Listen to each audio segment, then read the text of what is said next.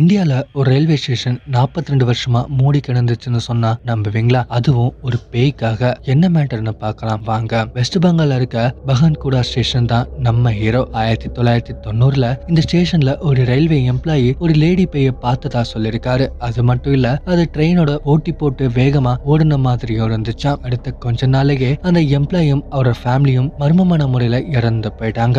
அவ்வளவுதான், மொத்த ஒரு காலி. ட்ரெயினே இங்க நிக்காம டடடடன்னு எஸ்கேப் ஆக ஆரம்பிச்சிருச்சு. 42 வருஷமா இந்த ஸ்டேஷன் பேய்கள் வாழும் ஸ்டேஷனாவே இருந்துச்சு. ஆனா ட்விஸ்ட் என்ன தெரியுமா? 2009ல திரும்ப திறந்து பார்த்தா அங்க பேயும் இல்ல, ஒண்ணும் இல்ல. பல பேர் என்ன சொல்றாங்கன்னா, அந்த ஸ்டேஷன்ல போஸ்டிங் கிடைக்க கூடாதுன்னு யாரையோ வச்சு பேய் டிராமா ஆடி இருக்காங்களாம். இன்னும் சில பேர் இல்ல ப்ரோ, நாங்க பேய பார்த்தேன்னு இப்பவும் அந்த வழியா போறவங்க பயந்து சாவுறாங்க. நீங்க பேய நம்புவீங்களா இல்ல இது வெறும் டம்மி டிராமாவா? உங்க கருத்தை கமெண்ட்ல சொல்லுங்க. இதே மாதிரி த்ரில்லிங் ஃபேக்ட்ஸ்க்கு நம்ம த்ரில்லர் தமிழா சேனலை சப்ஸ்கிரைப் பண்ணுங்க.